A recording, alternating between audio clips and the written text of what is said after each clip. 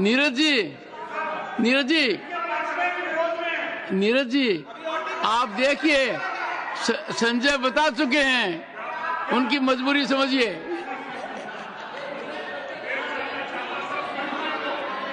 श्री जगत प्रकाश नड्डा।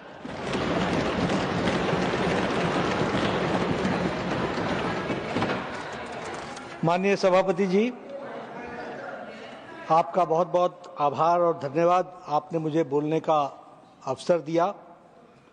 हम वक्फ amendment bill 2024 इस पर बोलने के लिए और इसके समर्थन में खड़े हुए हैं और मुझे पूरी उम्मीद है कि सदन भी इस बिल का समर्थन करेगा। जैसा कि मैंने कहा कि मेरी उम्मीद है, तो मैं पूरा वाक्य इस तरीके से बोलता हूं कि मुझे उम्मीद है कि उम्मीद का समर्थन होगा। यह बिल का मूल उद्देश्य रिफॉर्म्स लाकर वक्फ के प्रॉपर्टीज की मैनेजमेंट को प्रॉपर करना। मेरे मन में भी ये बात आ गई कि उम्मीद की उम्मीद उम्मीद पर टिकी है। जी जी, क्योंकि आपने 2 बार कहा तो मैंने सोचा 3 बार कह दी। जी जी, नहीं बिल्कुल ठीक कहा आपने। अभी इस पर काफी चर्चा हुई है, पक्ष विपक्ष के तरफ से सभी लोगों ने चर्चा में भाग ले रहे हैं और अपने अपनी बातों को रख रहे हैं।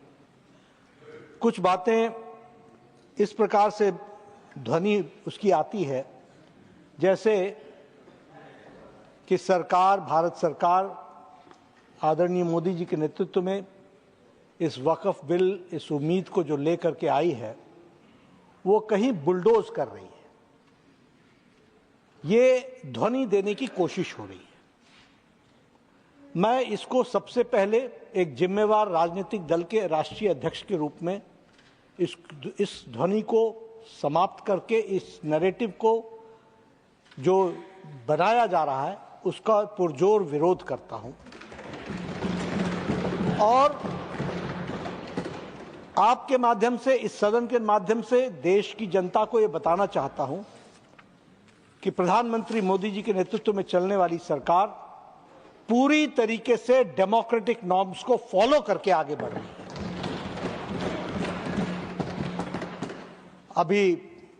अब मैं प्रोसेसेस की बात करूं, नासिर जी ने उसके बारे में चर्चा की है, मैं भी उस पर चर्चा करूंगा। लेकिन जॉइंट पार्लियामेंट्री कमेटी, आपने कहा, हमने जॉइंट पार्लियामेंट्री कमेटी बनाई 2013 में। इसी वक्फ बिल की बात को जब जॉइंट पार्लियामेंट्री कमेटी बनी थी तो उसमें सिर्फ 13 सदस्य थे और नरेंद्र मोदी जी की सरकार में जो जॉइंट पार्लियामेंट्री कमेटी बनी उसमें 31 सदस्य थे, 31, जस्ट 1 3 and 3 1। आप समझ सकते हैं कि डेमोक्रेटिक नॉर्म्स को फॉलो करने के और क्या पैमाने हो सकते हैं, क्या मापदंड हो सकता है। सिर्फ यही कि आपकी बात मान ले तभी हम डेमोक्रेटिक हैं। वाद विवाद तर्क पर होगा या कुतर्क पर होगा या जबरदस्ती होगा, हमें इस बात को समझने की आवश्यकता है। मैं यहां यह भी कहना चाहूंगा कि जॉइंट पार्लियामेंट्री कमेटी की 36 मीटिंग्स हुई। मैं जगदम्बिका पाल जी से बातचीत कर रहा था तो more than 200 hours have been spent on the joint parliamentary committee activities directly and indirectly. अब ये 200 hours what processes were adopted? अभी हमारे नासिर साहब कह रहे थे कि क्लॉज बाय क्लॉज वोटिंग नहीं हुई या डिस्कशन नहीं हुआ। मैं ये कहता हूं डिस्कशन क्या होता है, आपने अपनी बात कही, मैंने अपनी बात कही, यही डिस्कशन होता है। This is called discussion. It is not necessary that I agree to everything which you say. तो इसलिए, और आपके जमाने में 2013 में only 22 meetings took place। हमारे रिजू साहब ने बताया कि जम्मू कश्मीर, इन्होंने तो बताया लद्दाख, लेह जम्मू कश्मीर, वो उस समय तो जम्मू कश्मीर ही था, एक ही था, श्रीनगर जम्मू ले, वहां आप गए। और हमारे जगदम्बिका पाल जी सारी कमेटी को लेकर के 10 स्थानों पर गए, 10 राज्यों में गए। और अगर मैं स्टेक होल्डर्स की बात करूं तो 284 स्टेक होल्डर्स के साथ पार्टिसिपेशन हुआ डिबेट में। और आपके जमाने में, यूपीए के जमाने में 18 स्टेक होल्डर्स के साथ बात हुई थी। नाउ जस्ट इमेजिन, कहां 284 और कहां 18, कहां सरसरी तौर पर डिस्कशन हुआ और कहां गहराई से डिस्कशन हुआ। कौन से पैमाने हैं जिन पैमानों पर हम खड़े ना उतरे हो। हम यह भी बताना चाहते हैं कि 25 स्टेट्स के वर्क बोर्ड के साथ बातचीत हुई, 15 स्टेट गवर्नमेंट्स के साथ बातचीत हुई, 5 माइनॉरिटी कमीशंस के साथ बातचीत हुई और सैकड़ों एमएलए, एमपीज और मिनिस्टर्स के साथ बातचीत हुई। अब इससे ज्यादा एग्जॉस्टिव डिस्कशन क्या हो सकता था। और यूपीए के जमाने में जब 2013 का बिल आया तो सिर्फ 13 स्टेट्स में बातचीत हुई थी। और उसी तरीके से जैसा मैंने कहा कि और बिल को हम लोकसभा में लेकर के चले आए थे। मुझे एक बात और भी ध्यान में आ रही है जो मैं कहना चाहूंगा। हमारे यहां कहा जाता है, यहां कपिल सिब्बल साहब दिखे थे मुझे, कोर्ट में चर्चा होती है कि when you have got arguments you are contented and you speak accordingly, आप तो जानते ही हैं। और when you are lacking arguments you raise your voice to put and you try to sensationalize. मैंने देखा कि डिबेट को बहुत डिविएट करने की, डिरेल करने की। माननीय नड्डा जी, वो ये बात है, if you are a lawyer you are strong in law, hammer law. If you are strong on facts, hammer facts. If you are strong on neither, hammer the table. Sir, thank you very much. Very good advice. But I'll not hammer the table. I will use my. तो ये Daryl हुआ और Daryl के साथ साथ deviate भी हुआ। कल मुझे लोकसभा में भी देखने का मौका मिला। अब इस बिल में कहीं राम मंदिर आ रहा है, इस बिल में कहीं कुंभ मेला दिख रहा है, इस बिल में बिहार का इलेक्शन दिख रहा है, इसमें एयर इंडिया बिक गया, केरला का सिनेमा दिख रहा है। ये चीजें, ये डिविएट, डिरेल, सेंसेशनलाइज। मैंने सुरेश गोपी जी को भी कहा बैठ जाओ बैठ जाओ बैठ जाओ। John Brittas was very smart. Sir, what he did, he spoke his whole speech in English. But when he wanted to speak something which was unwanted, he chose Malayalam. And it was, yes.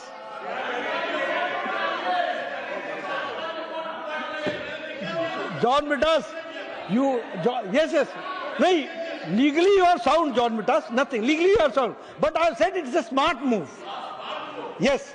Smart move. You wanted something to be told to this house and you wanted something to be told to the Kerala people. So for that smartness. It's a compliment. It's a compliment.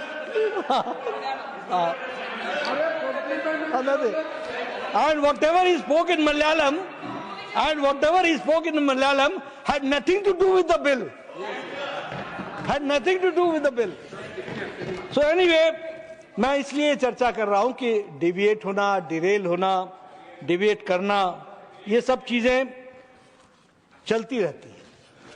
दूसरी बात मैं कहना चाहता हूं कि हम यहां discussion का हमारा ऑब्जेक्टिव क्या है। क्या ऑब्जेक्टिव पार्टी का इंटरेस्ट है या ऑब्जेक्टिव नेशन का इंटरेस्ट है? हमको दोनों के बीच में तय करना है। मैं अपनी सरकार के बारे में मोदी जी के नेतृत्व में ये डंके की चोट पर कह सकता हूं कि यह बिल नेशन के इंटरेस्ट में है और उसके लिए हम लेकर के आए। ये किसी पार्टी के इंटरेस्ट में नहीं है, ये किसी पार्टी के इंटरेस्ट में नहीं है, ये किसी वोट बैंक को सेटिस्फाई करने के इंटरेस्ट में नहीं है, ये देश के इंटरेस्ट में है। अब ये वक्फ बोर्ड की प्रॉपर्टीज है। रिजू साहब ने बताया कि रेलवेज, डिफेंस, इनके बाद ये आती है। वैसे तो ये अब सबसे बड़ी प्रॉपर्टी इसलिए है क्योंकि डिफेंस और रेल तो भारत सरकार की प्रॉपर्टी है, ये देश की प्रॉपर्टी है। लेकिन क्या इसका प्रॉपर मैनेजमेंट नहीं होना चाहिए? क्या इसमें कोई ये कोई कुतर्क है क्या? और इसीलिए checks and balances, prevent misuse, property and powers जो इसमें से डिराइव होती हैं, जो 2000 अमेंडमेंट में असीम हो गई, क्या उसमें चेक्स एंड बैलेंसेस नहीं होनी चाहिए? आप बताइए, वो अकाउंटेबल नहीं होने चाहिए क्या? क्या वो जवाबदेह नहीं होने चाहिए क्या? क्या वो भारत की जनता और मुस्लिम बहनों भाइयों के लिए जवाबदेह होने चाहिए कि नहीं होने चाहिए? यह बिल सिर्फ उसको अकाउंटेबल बनाने का प्रयास कर रहा है, इस बात को हमको समझना पड़ेगा। दूसरी बात, आप तय कर लीजिए, मुझे उसमें कुछ कहना नहीं है, क्योंकि मैं इस फोरम पर जहां बिल की बातचीत चलती है वहां मैं कोई राजनीति लाऊं, इसकी आवश्यकता नहीं है। लेकिन फिर भी मेरे मन में है, इसलिए मैं कहना चाहता हूं। प्रधानमंत्री मोदी जी ने सबका साथ, सबका विकास, सबका विश्वास, सबका प्रयास, इस मंत्र को लेकर के वो चले हैं, और चले नहीं है, इसको उन्होंने पूरा किया है। राधा मोहन जी ने बताया, प्रधानमंत्री गरीब कल्याण अन्न योजना से लेकर के, आवास योजना से लेकर के, शौचालय से लेकर के, कभी नहीं देखा कि ये फॉरवर्ड को मिला, बैकवर्ड को मिला, मुस्लिम को मिला, क्रिश्चियन को मिला, किसको मिला? जरूरतमंद को मिला है और देश की जनता को मिला है, इसकी चिंता की। अब इससे ज्यादा मेन स्ट्रीमिंग क्या हो सकती है? और इसीलिए जब मैं इसकी बात कहता हूं तो मैं ये भी कहना चाहता हूं कि हमें वोट बैंक पॉलिटिक्स के इंटरेस्ट से बाहर निकल करके नेशनल इंटरेस्ट में इन बातों को समझने की आवश्यकता है। अभी मैं यहां यह भी कहना चाहूंगा कि आप तय करें, मुझे उसमें कहने की बात नहीं, हम मेन स्ट्रीमिंग की बात कर रहे हैं। इस देश में कोई भी किसी कलर में ना देखा जाए। मोदी जी के नेतृत्व का सपना भारत का यह है कि सबका विकास हो, सबका प्रयास हो, सबको साथ लेकर के चले। इसीलिए हम लिप सर्विस नहीं करते हैं, हम रियल सर्विस करते हैं। We do the real service.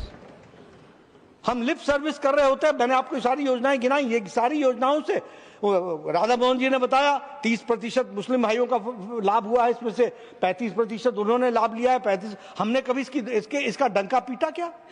नहीं, मेन स्ट्रीमिंग कर रहे हैं। मैं जानना चाहता हूं कि पिछले 70 साल किन लोगों ने उनको अलग रखा है?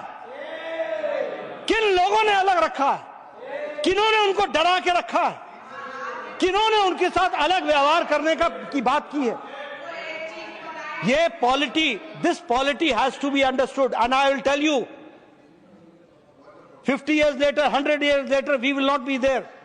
But the course of action which we take today, that is going to make India stronger, that we have to understand.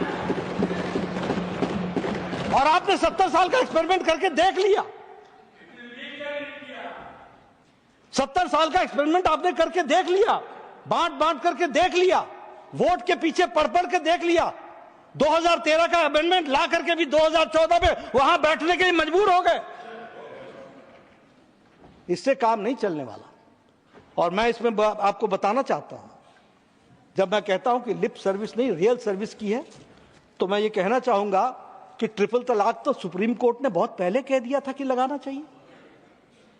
Bharat की जनता लगाना चाहती थी। आपकी सरकार, यूपीए की सरकार 10 साल बैठी रही, आप नहीं लगा सके। क्या तकलीफ थी जो नहीं लगाई गई? क्या वो रेट्रोग्रेटिव स्टेप था ट्रिपल तलाक हटाना, या प्रोग्रेसिव स्टेप था? हमारे नासिर साहब कहते हैं कि we would not like to remain second grade citizen. You made the Indian Muslim ladies second grade citizens, you made it second grade citizens. और मैं बताना चाहूंगा कि इजिप्ट में तो सभापति जी, इजिप्ट में ट्रिपल तलाक, ये मुस्लिम देशों की बात कर रहा हूं, ट्रिपल तलाक मुस्लिम देश में इजिप्ट में 1929 में समाप्त हो गया था। सूडान में 1929 में समाप्त हो गया था। बांग्लादेश में 71 में बना, 72 में ट्रिपल तलाक समाप्त हो गया। इराक में 1959 में समाप्त हो गया। सीरिया में 1953 में समाप्त हो गया। मलेशिया में 1969 में समाप्त हो गया। यह सब मुस्लिम देशों का मैंने नाम लिया है। यह भारत देश था जहां हमारी मुस्लिम बहनों को मुख्य धारा में लाने से रोका जा रहा था, और लाने वाले, मेन स्ट्रीमिंग करने वाले नरेंद्र मोदी जी बने, जिन्होंने उसको उनको करके दिया। इसलिए जब हम इसकी चर्चा करते हैं तो हमें ध्यान रखना चाहिए, रियल सर्विस या lip service. We believe in real service. आज करोड़ों बहनें, मुस्लिम बहनें आज आजाद हो गई, उनको लाइफ विद डिग्निटी जीने का मौका मिल रहा है। किसने किया यह काम? क्या यह ऐतिहासिक फैसला नहीं है? Is it not an historical decision? It is an historical decision, and none other, it is prime minister Modi which has done this, that we have to understand. उसी तरीके से मैं बात करना चाहूंगा आज के बारे में। आज हम, ऐसा लग रहा है जैसे पता नहीं हमने वक्फ बोर्ड पर हाथ डाल दिया, ये तो बहुत गड़बड़ बात हो गई है, और ये एक तरीके से हमारे को कब्जे में लेने की बात है, और हम कोई बड़े रेट्रोग्रेड चल रहे हैं। मैं बताना चाहता हूं, टर्की मुस्लिम देश है सभापति जी, वहां 1924 में जनरल डायरेक्टोरेट ऑफ फाउंडेशंस बन करके मैनेजमेंट ऑफ वक्फ का काम शुरू हो गया था। It is a Muslim country, Turkey, 1924, और वहां पर टर्की में all waqf properties were brought under the control of the state for their better management and transparency. When did they do? In 1924. 100 साल पहले। They saw to it that the misuse of waqf properties was prevented through digital recording in late 80s, 90s, and income of waqf began to be used for the development of education and health. ये किसने किया? Turkey ने। हम यहां कर रहे हैं, आप तो कर, यूपीए की सरकार को कर देना चाहिए था, क्यों नहीं किया? क्यों हमारा इंतजार कर रहे थे? मलेशिया मुस्लिम डोमिनेटेड स्टेट है। In Malaysia authority of waqf management, वहां क्या बोलते हैं? State Islamic religious council, state चलाता है।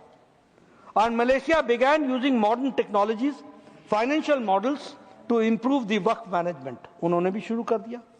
वहां उन्होंने नई बात शुरू कर दी, वक्फ शेयर्स।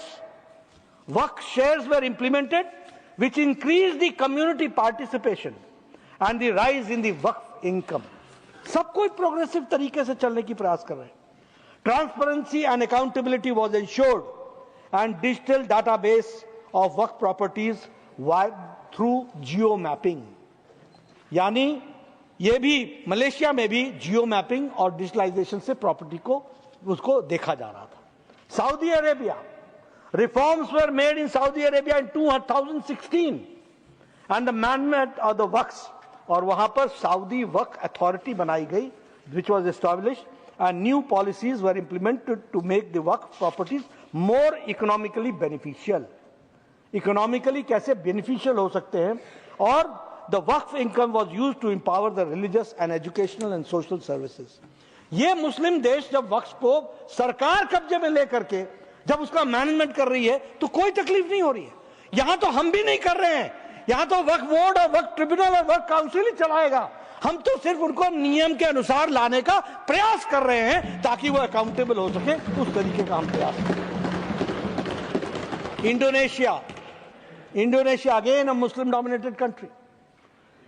यहां Indonesia biggest Indonesia waqf board, जिसको वो बदान वक्फ इंडोनेशिया बोलते हैं, in 2004 waqf act was amended incorporating modern practices and registration for the management of waqf properties, or the concept of cash waqf was implemented for maximizing the benefits derived from the waqf assets. यानी उन्होंने नए नए प्रयोग करने शुरू किए। ताकि वक्फ की प्रॉपर्टी का ज्यादा से ज्यादा सदुपयोग हो सके और लोगों के लिए काम आ सके। ईरान में the management of waqf properties is under the organisation of endowments and charitable act affairs, ये भी सरकार के पास है। After 1979 Islamic revolution extensive reforms were made in the management of the waqf properties. मैंने आपको इसलिए सारी बातें बताई और इन देशों का नाम लिया कि ये लोग जो मुस्लिम देश हैं, जब वो वक्फ की प्रॉपर्टीज को ट्रांसपेरेंट कर रहे हैं, जब वो वक्फ की प्रॉपर्टीज को डिजिटलाइज कर रहे हैं, जब वो वक्फ की प्रॉपर्टीज को अकाउंटेबल कर रहे हैं, तो भारत की धरती पर करने में दिक्कत क्या आ रही है। और इसीलिए मैं इस बात को आपके सामने रखना चाहता हूं कि इसके माध्यम से हम लोगों ने कोशिश की है कि हम ज्यादा से ज्यादा मुस्लिम समुदाय का वक्फ की प्रॉपर्टी का उपयोग हो सके, उनकी शिक्षा का, उनके स्वास्थ्य का, और उनकी प्रॉपर्टी सही हाथों में रहे, इसकी चिंता की गई है। मैं यहां आपको बताना चाहता हूं, 2013 की बात कही गई। हमारे नासिर साहब ने कहा कि 2013 में तो आप भी साथ थे। हां थे, साथ हम थे, लेकिन 2020-21 में हमें ध्यान में आया कि 1913 से लेकर 2013 तक वक्फ की प्रॉपर्टी भूमि 18 लाख हेक्टेयर थी, और 2013 से 2025 में नई भूमि 21 लाख हेक्टेयर जुड़ गई, 21 लाख हेक्टेयर जुड़ गई। और इसका दुरुपयोग ना हो, हम नहीं कहते, हम we are not taking your land, ये 21 लाख भी तुम्हारी और 18 लाख भी आप ही का, लेकिन इसका दुरुपयोग ना हो, इसलिए हमने ये तय किया कि इसको बिल ला करके जो एक्ट में 2013 में जो चीजें मिली हुई थी उसमें कुछ ना कुछ परिवर्तन करना आवश्यक होगा। It will be necessary, and law is an evolution, the implementation itself is an evolution process through which it goes. तो इसलिए दुरुपयोग को रोकने का प्रयास उसमें से किया गया, और उसको करने के लिए मैं आपके सामने बताना चाहता हूं। अब ये जो अमेंडेड एक्ट था, grants extraordinary, this act 2013, it grants extraordinary powers to the Waqf boards and appears to override the constitutional and the legal framework of India. ये article 14 of the Indian Constitution, equality before law, equal protection of law, इसको violet करता है 2013। और जो रिज्जू साहब bill लेकर के आए हैं वह उसको प्रोटेक्शन देता है। ये इसकी खूबी है, इसको हमको समझ लेना चाहिए। It violates Article 300A, legal protection from arbitrary seizure। ये आर्बिट्री जो सीजर होता है, ये इसको प्रोटेक्शन मिलती है 300A में, वो उसको प्रोटेक्ट करने से रोकता है। कैसे रोकता है? वक्फ बोर्ड का सेक्शन 40, वक्फ बोर्ड का section 40, the board may itself collect information regarding any property which it has a reason to believe that it is a waqf property। यानी अपने से ही तय करती है कि यह वक्फ प्रॉपर्टी है, और अपने से ही रियलाइज कर लेती है यह protection against protection from the arbitrary seizure से रोकने का प्रयास है, और इसको वायलेट करता है ये सेक्शन। उसी तरीके से यह वायलेट करता है fair trial, article 21 of the Indian constitution. मैं ये भी कहना चाहूंगा, आप सब लोग हाथ में संविधान की पुस्तक लेके घूमते हैं, रेडी रेफरेंस के लिए पॉकेट में रखते हैं। जब देखिए जयराम रमेश जी ने बता दिया, लेकिन लेकिन लेकिन लेकिन पढ़ते हम हैं। Honourable leader of the house, honourable leader of the house, Jairam ji, showing an object in the house is indecorous. Nothing. ये संविधान की किताब को, and a constitution should never be treated like an object. It's a sacred book, testament for our democracy. ये संविधान की रक्षक हैं, संविधान की बात करते हैं, रेडी रेफरेंस के लिए पॉकेट में रखते हैं, लेकिन इस्तेमाल हम करते हैं। उपयोग हम करते हैं। और इसलिए मैं ये कहना चाहूंगा कि ये जो violation of the right of fair trial article 21, citizens cannot challenge waqf decision in regular courts. हम 21वीं शताब्दी में जी रहे हैं क्या कि citizens cannot challenge the decision of the waqf in the civil court? क्या ये आर्टिकल 21 का वायलेशन नहीं है? और सुप्रीम कोर्ट का ऑब्जर्वेशन क्या है कि violation of property is in a way violation of the right to life, it is also the violation of life.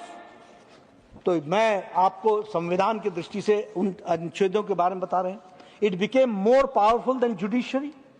Waqf board का section 54, removal of encroachment from the property through waqf tribunal order, इसका order भी waqf tribunal का order देगा।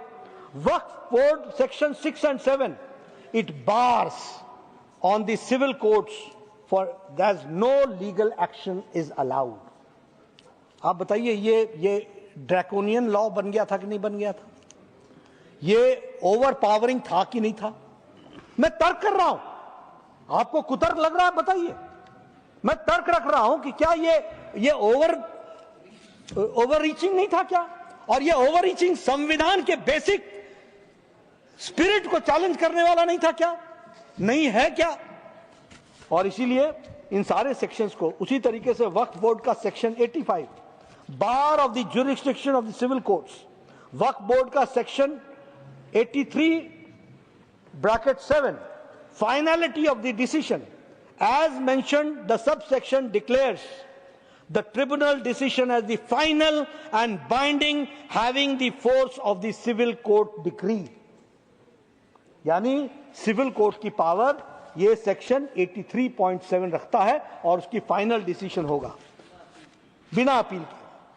और waqf board section 83(9), the subsection explicitly states, अब ध्यान से सुनिएगा, the subsection explicitly states no appeal shall lie against any decision or order whether interim or otherwise given or made by the waqf tribunal. क्या ये भारत के मूल संविधान, आप नासिर जी कॉन्स्टिट्यूशन के लाल किताब को खोल के देख लीजिएगा, वो संविधान के मूल धारा को उल्लंघन करती है कि नहीं करती है? और ये आर्टिकल 12 के भी पावर्स को टेक ओवर कर रही है। द रेवेन्यू डिपार्टमेंट और the local authorities will have a limited power over the Waqf property, यानी वक्फ की प्रॉपर्टीज पर रेवेन्यू डिपार्टमेंट का भी बहुत लिमिटेड पावर होगा। Even the state governments have a limited interference in the waqf properties operate outside the normal revenue system, यानी वो normal revenue system के से अलग हट करके ही काम करते हैं, इस तरीके का है। बहुत सी बातें हमारे माइनॉरिटी मिनिस्टर किरण रिजिजू ने बताई हैं, लेकिन मैं मूल बात बताना चाहता हूं कि एक तो ये जो बिल आया है इसमें क्या है, ये वक्फ बाय यूजर, ये इसको रिमूव करता है। Waqf by user, only declaration of endowment allowed and the donors must be practicing Muslims for at least 5 years। अब मैं कहना नहीं चाहता ये क्यों, इसके पीछे कोई मैं धार्मिक विषयों को छेड़ना नहीं चाहता, अनकंफर्टेबल बात नहीं कहना चाहता, लेकिन मैं इतना जरूर कहना चाहता हूं कि हां, जो देने वाला है वो जेन्युइन तो होना चाहिए ना, और उसकी जेन्युइननेस को देखने के लिए एक पैमाना ये है कि वो प्रैक्टिसिंग इस्लाम होना चाहिए। हमने सीसीटीवी का कैमरा तो लगाया नहीं है, वो बोलेगा कि हम इस्लाम मानते हैं, नमाज पढ़ते हैं, बहुत अच्छी बात है, वहां के मुल्ला बोलेंगे तो हो जाएगा। लेकिन फीमेल का इनहेरिटेंस को रोकना यह एक बहुत बड़ा रेट्रोग्रेटिव स्टेप था, उसको ताकत देना यह इस बिल का काम है, इसको हमको ध्यान में रखना चाहिए। मैं ये भी बताना चाहूंगा कि earlier anyone without any proper documents called on the property as the work property, work board made the claim on it, work board उस पर क्लेम कर देता था। Government properties identified as Waqf seized to be, हाँ मैं सब authenticate करूंगा, आपको मौका मिलेगा। One second 10 second. ये बार बार जो कहा जा रहा है कि वक्फ बोर्ड बिना डॉक्यूमेंट्स क्लेम कर देती है, हिंदुस्तान में कितने ऐसे प्रॉपर्टीज और कौन से वक्फ बोर्ड क्लेम है, प्लीज ऑथेंटिकेट कीजिए। Leader of the house, leader of the house. ये जेपीसी को जिसके ये भी सदस्य थे, जो 285 स्टेक होल्डर्स मिले हैं और जिन्होंने जो डॉक्यूमेंट्स दिए हैं वही रख दें यहां पर, तो वो ऑथेंटिकेट हो जाता है। We will authenticate. 2000-year-old temple they are claiming is an Waqf board property. How it is possible? Huh? Nasir हो गया अब।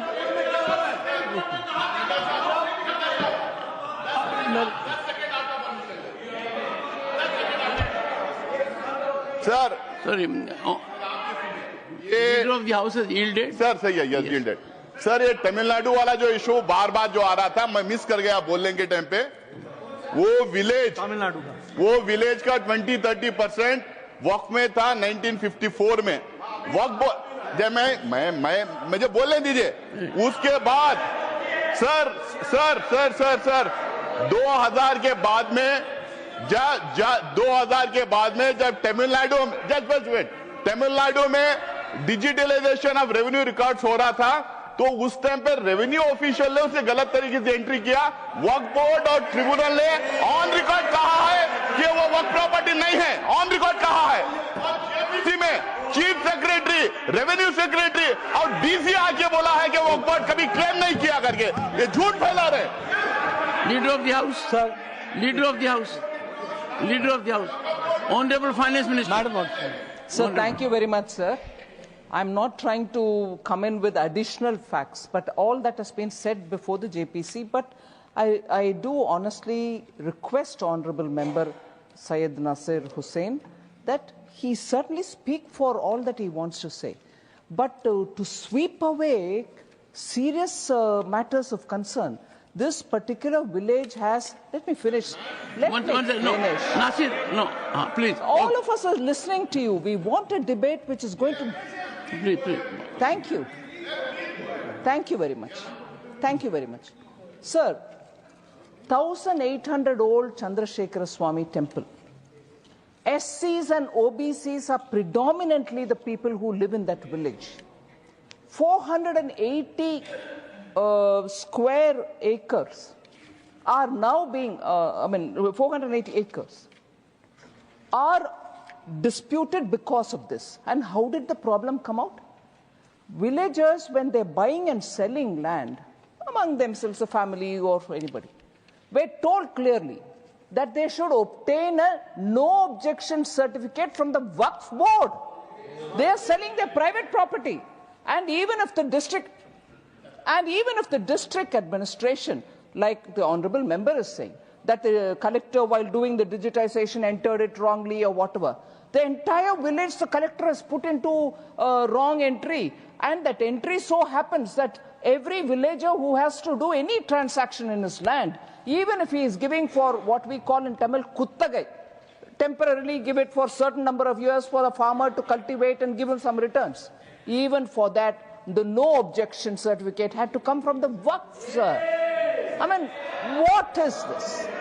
Why wouldn't, even if that element is true, that the revenue official entered it wrongly, couldn't the Waqf board say, why are these coming to us? We have nothing to do with it. Sorry, collector, get going.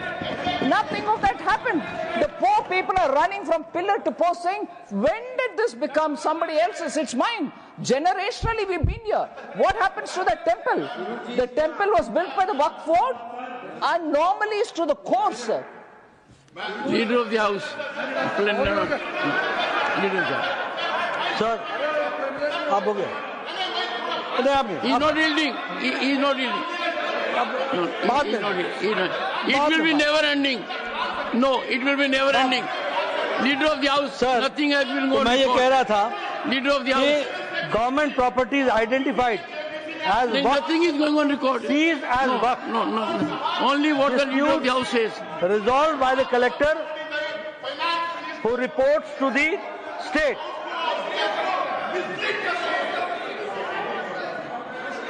Government properties identified as waqf ceased to be waqf.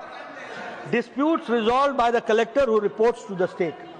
अब ये जो bill है वो collector को ये ताकत देता है कि वह निर्णय करे कि यह प्रॉपर्टी किसकी है, इसका ओनर कौन है, और तब उसके तरीके से उसका उपयोग किया जा सकता है। और ये जो बिल है वो प्रॉपर्टी को असर्टेन करने का जो वक्फ की ताकत थी उससे रोकता है, और यह पावर कलेक्टर को देता है कि वो तय करे कि whether this property can be added into the उसमें रेवेन्यू रिकॉर्ड्स में ये प्रॉपर्टी वक्फ को दी जा सकती है कि नहीं दी जा सकती, इसका टाइटल वो तय कर सकता है। एक बात किरण रिजिजू जी ने क्लियर कर दी है, मैं खाली उसको रीट्रेट करना चाहता हूं कि ये जो हमारे मॉन्यूमेंट्स हैं और जो एएसआई के जो अधीन आता है वो, और जो हमारी ट्राइबल लैंड शेड्यूल 5 और 6 की, these land can not be brought into the Waqf property, इस बात को हम लोगों ने सुनिश्चित किया। और ये मुझे नहीं लगता कि किसी को इसके लिए एतराज होना चाहिए। ट्राइबल्स को संभालना, ट्राइबल्स की सैंक्टिटी को बनाए रखना, उनके अस्तित्व को बनाए रखना, ये हम करने का प्रयास कर रहे हैं। तो बिल का मूल मंत्र है कि ट्रांसपेरेंसी आए, अकाउंटेबिलिटी आए, और उसके साथ साथ स्ट्रिक्ट रेगुलेशंस के तहत इसको इंश्योर किया जा सके। अब वक्फ बोर्ड के पावर्स का मिसयूज कैसे हुआ? सितंबर 2024 में 25 राज्यों और केंद्र शासित प्रदेशों में वक्फ बोर्डों के आंकड़ा से पता चलता है कि 5,970 सरकारी संपत्तियों को वक्फ घोषित कर दिया गया। गवर्नमेंट प्रॉपर्टी वक्त ने कर दिया घोषित। उसी तरीके से सितंबर 2024 को मिनिस्ट्री ऑफ अर्बन डेवलपमेंट ने उनके मंत्रालय में 108 संपत्तियां भूमि और विकास कार्यालय के नियंत्रण में है, और 130 संपत्तियां दिल्ली विकास प्राधिकरण के नियंत्रण में है, और सार्वजनिक डोमेन में 123 संपत्तियां वक्फ संपत्ति घोषित की गई हैं। 123। उसी तरीके से कर्नाटक में 1975 से 2020 40 वक्फ संपत्तियों को अधिसूचित किया गया, जिनमें कृषि भूमि, सार्वजनिक स्थान, सरकारी भूमि, झीलें, मंदिर शामिल हैं। चाणक्य समय के मंदिर है सर, चाणक्य समय। अच्छा, इसमें अपना पराया नहीं है, इसमें अपने पराये की बात नहीं है, बात लॉ ऑफ द लैंड की है। आखिर कानून चलता कौन है, कैसे है, कौन चलाता है, कैसे चलता है, कैसे 40 प्रॉपर्टियां वो सरकारी संपत्ति वक्फ की हो जाती है, कैसे झील वक्फ की हो जाती है। ये मैं किसी पर एस्पर्शन नहीं कर रहा हूं, लेकिन मैं ये कह रहा हूं कि गलत चल रहा था, उसको हम ठीक करने का प्रयास कर रहे हैं, और उसमें कांग्रेस पार्टी को भी साथ देना चाहिए। अभी मैंने पहले कहा, इन 2006 there were 4.9 lakh work properties which increased to 8.7 lakh properties। ठीक है, आप 4 लाख से 8 लाख आपकी प्रॉपर्टी हो गई। However, the total income which was 163 crores in 2013, that only increased after 2013 to 166 crore। 3 crore का ही मुनाफा हुआ, यानी 4.9 लाख वर्क प्रॉपर्टीज जो 8.7 लाख प्रॉपर्टी हो गई, उसकी कमाई 166 से 163 से 166 हुई। और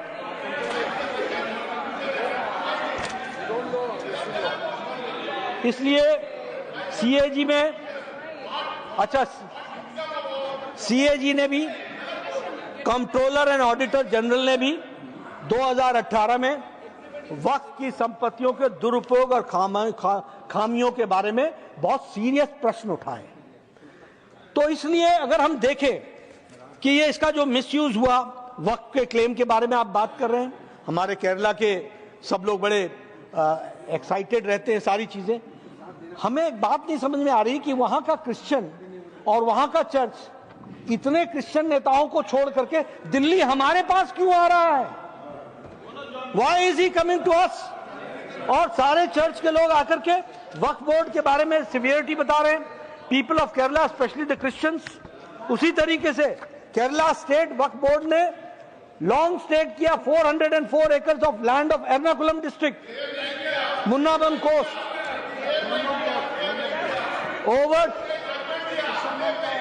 over 200 families in Chavakkad. Waqf board staked the claim of their land. Dr. Nasir Hussain, please, no, nothing wrong, no.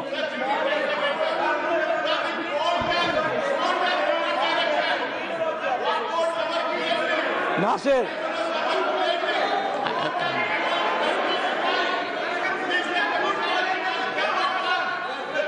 Only what the leader of the house says will go on record. Nothing else. Leader of the house. Sir. Honorable Finance Minister. Sir, leader of the opposition in the morning very clearly said, when somebody is speaking, let's all listen. Of course, you're going to give each one of us. Of course, I'm taking. Yeah. And you are there to give us each one. There, my God. Sir, and you're here to give each one of us the time to rebut. You're here to give us the time. But running commentary, sir, and they're blessed with God's given vocal gods, which doesn't require a mic. I need a mic. They don't seem to need a mic. Again. But when the leader of the opposition speaks, all of us will have to listen. Leader of the house is speaking, no running commentary. Honorable members, please remember, this is Rajya Sabha day also. Leader of the house, nothing else will go record except what Mr. J.P. Nadda says, please. Sir, one astonishing feature has come.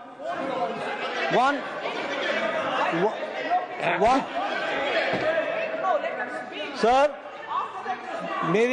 मेरे में patience की कोई कमी नहीं है, मैं patiently सबको सुनता हूं। इच्छा ये रहती है कि मेरे साथ भी पेशेंस रखा जाए तो अच्छा रहेगा। अभी सुनिए, वायनाड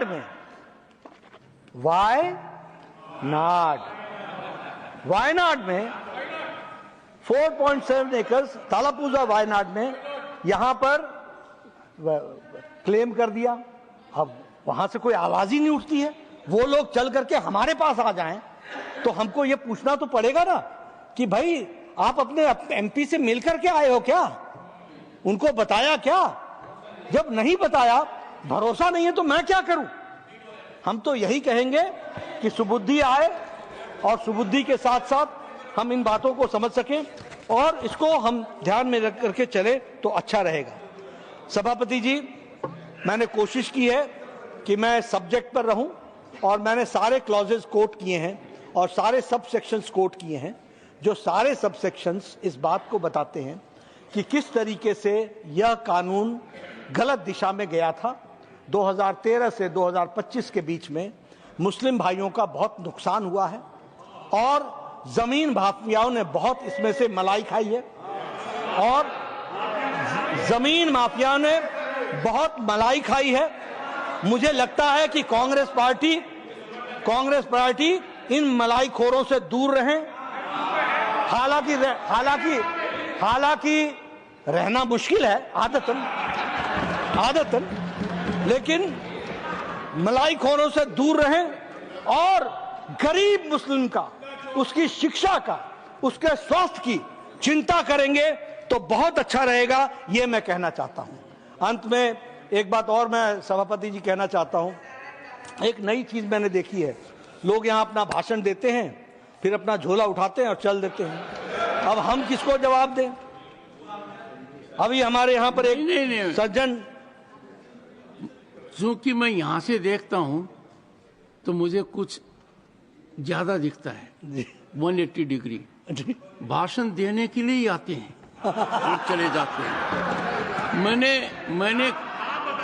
मैंने honourable members on several occasions I have indicated to the House, particularly, and I have no hesitation, because I believe in the wisdom, sagacity and patience of very distinguished members of the fraternity to which I belonged. Parliamentary work is not casual. Parliamentary work is responsible. On Monday and Friday, we have no precedents. And the best you learn is by sitting in the House, listening to others. It is very painful. You come, make your speech, and more often than not, give a bite outside. I am enriched by the experience of several members, not from what they say in the House, but by what they say on television debates or in articles of newspapers. We should collectively think, and it is not a comment on individuals, because the number is very large. Sir, मैं सिर्फ उनको इतना कहना चाहता हूं, उन्होंने बहुत बात की, कंपनी क्लोज बाय, उन्होंने यहाँ बहुत सी बात की, आधी स्पीच उनकी एक्सपंज हो गई। अब मुझे लगता है कि उनको विवेचना करनी चाहिए कि ऐसी स्पीच देने का फायदा क्या जिसमें से आधे से ज्यादा एक्सपंज हो जाए, लेकिन हो गई। पर उन्होंने एक वाक्य कहा, और वो वाक्य ये कहा कि बड़ी बड़ी सत्ता आई और गई। भूल गए कि उनके ही नेता कुछ महीने पहले ये कह रहे थे कि मोदी जी आपको यहां सरकार लाने के लिए तो अगला जन्म लेना पड़ेगा। वो भूल गए कि इसी चुनाव में साफ कर दिया दिल्ली की जनता ने, धूल चटा दिया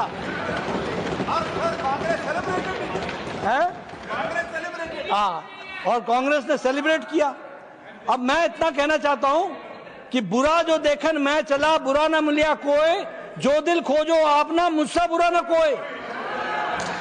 चले थे दुनिया में ढूंढने, अपने आप को तो जरा ढूंढ लेते कि अपनी क्या गतिविधि है और किस तरीके से आप काम करते रहे हो और किस तरीके से दिल्ली की जनता ने आपको सबक सिखा दिया है। मैं बाकी महाराष्ट्र नहीं जाना चाहता, अभी हरियाणा नहीं जाना चाहता, लेकिन हाँ, humility always pays, that we should understand and realise. और इसमें कोई अहम की बात नहीं है। मैं ना मानूं, हमारे यहाँ स्कूल में जब क्रिकेट खेलते थे तो कुछ लोग जो थोड़ा मसलमान टाइप के होते थे वो आउट हो जाते थे, बोलते मैं ना मानूं, आउट हो गए भाई, आउट हो गए, बोल्ड हो गए, मैं ना मानूं। अब ऐसे मैं ना मानूं का तो कोई उत्तर है नहीं, लेकिन भगवान करे कि सुबुद्धि आए कि आप भी मान जाओ और चल पड़ो हमारे साथ। बहुत बहुत धन्यवाद।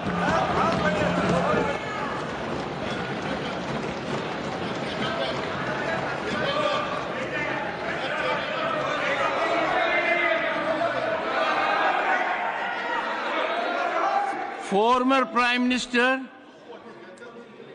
Honorable S.D. Devgowda ji.